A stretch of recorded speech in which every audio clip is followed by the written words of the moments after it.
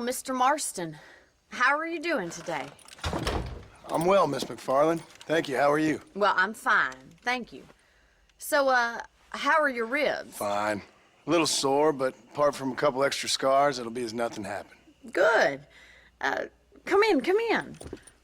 You know, you never did tell me how you met that Bill Williamson or what you wanted from him. No, miss, I did not. Well, why not, if you don't mind me asking? I certainly don't mind you asking if you don't mind me not telling. See, it's a complicated and somewhat pathetic tale, and by telling you, not only would I be putting your life in danger, but also threatening the lives of some people that I hold very dear. Well, I apologize if I seem to be prying. And I apologize for my reticence. Hope you believe me when I say that it's simply out of respect for you. Of course, Mr. Marston. I understand that a city dweller such as yourself likes to have some exotic secrets, so us country folk are impressed. I'm no city man, miss. Yeah, but I saw you get on the train at Blackwater. You with those gentlemen in bowler hats? I'm still no city man. But I'll bet you can't ride, Mr. Marston. I hate to take money from a lady, miss. Oh, you won't be. I'll race you right now. If it makes you happy. We'll see.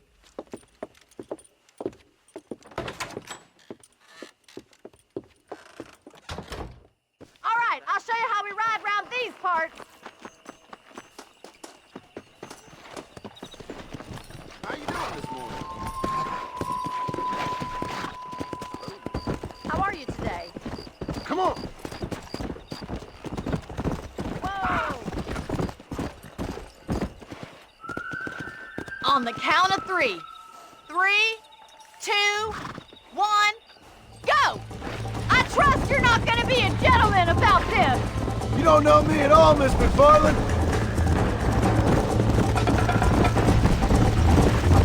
Come on.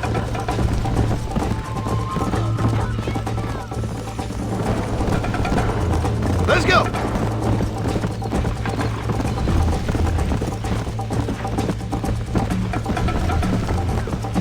Should I wait for you to catch up?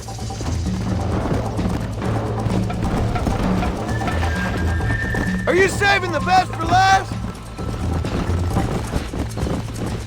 You're lucky I'm being a gentleman. Gee up! You're not as bad as I thought you'd be.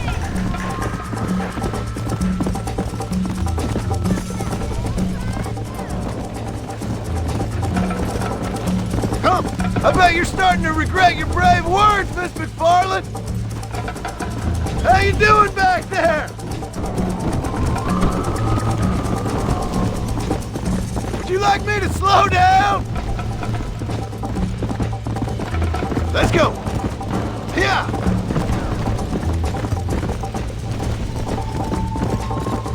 Whoa.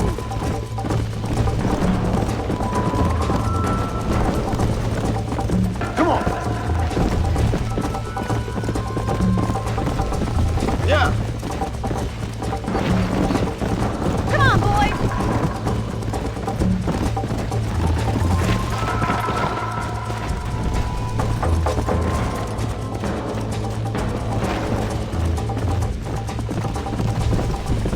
Come on. Come on.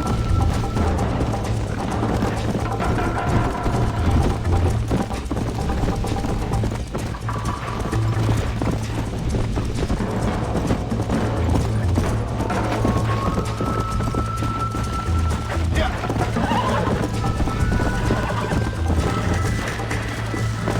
What is wrong? Let's go.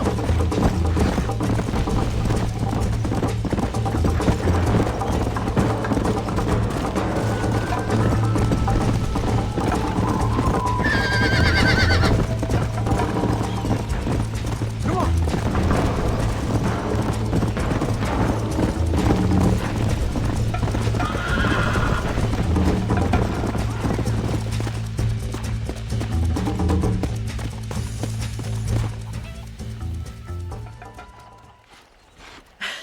That was fun. Sure. You know, You should go pay the marshal a visit in Armadillo sometime. I'm sure he could help you deal with that nice Mr. Williamson. Yeah, I might just do that, Miss McFarland. You do whatever you think's best, Mr. Marston.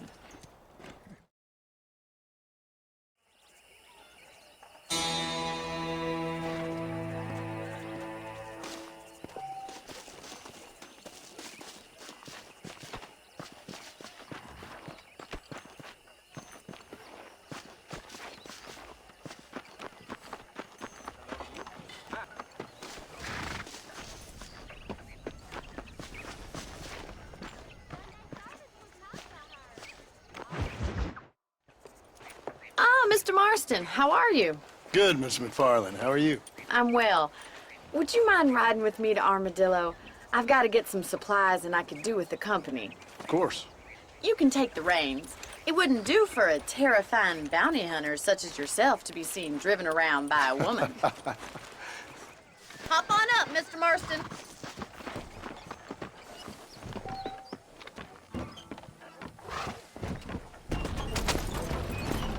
You're looking much better, considering you were almost buzzard food a couple days ago. I have you to thank for that, miss. So do tell me, have you needlessly risked your life since we last spoke? No, miss, I have not. Well, that's a relief. Perhaps there's hope for you yet. I wouldn't bet on it. Oh, there's always hope, Mr. Marston. You can't be a rancher in this kind of country if you don't believe that. An admirable attitude, miss. I suppose so. I can't think of any other way to stay sane, to be frank. What about you? Have you ever given up hope altogether? Hope hasn't really entered into it. It's not really something I think about. A peculiar outlook.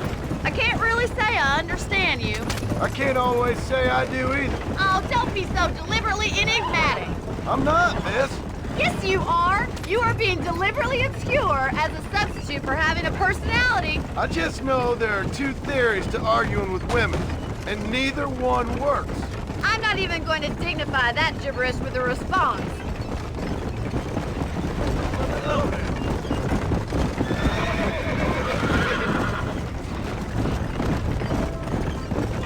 I think it's kind of funny I found you dying on the side of the road and now you're driving me into town. You have a strange sense of humor. Well, you must admit, it's an unusual start to a friendship. I didn't realize we were friends, Miss McFarland. Oh, please.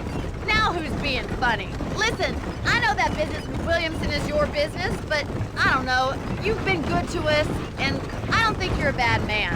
A little stupid, perhaps, but not rotten. I just worry about you gallivanting around these parts like you're some kind of deranged bounty hunter. Like Paul always says, don't go waking snakes. I appreciate your concern for us lesser mortals, Miss McFarland. I really do. And if there was any other way out, I'd take it. I can assure you of that.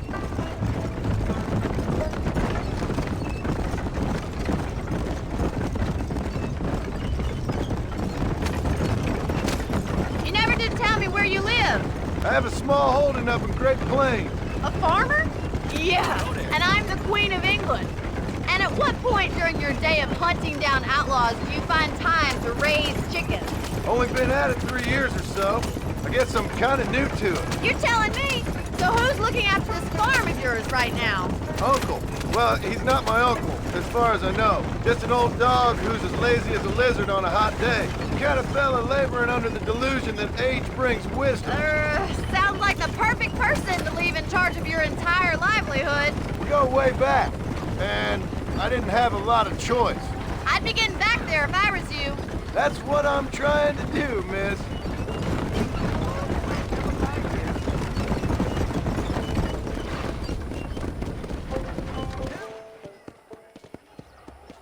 So this is Armadillo. Manhattan it is not, but it does okay for us.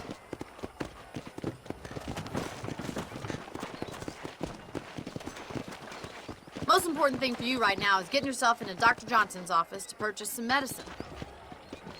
The first one's on me. Thank you, miss. I'll pay you back. I'm sure you shall. The doc's a good fellow. He saved your life, so be polite to him. Meet me in front of the general store when you're done.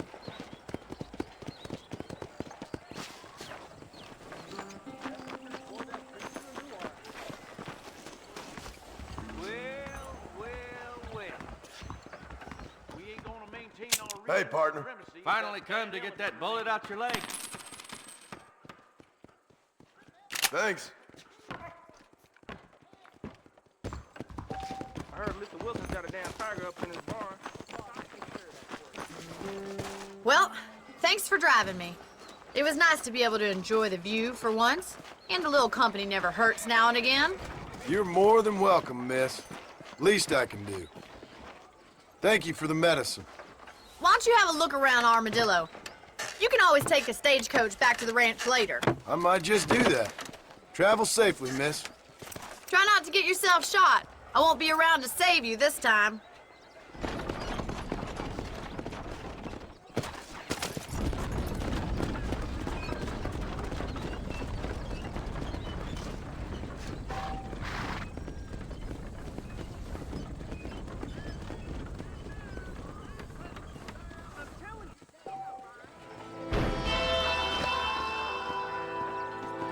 How y'all doing?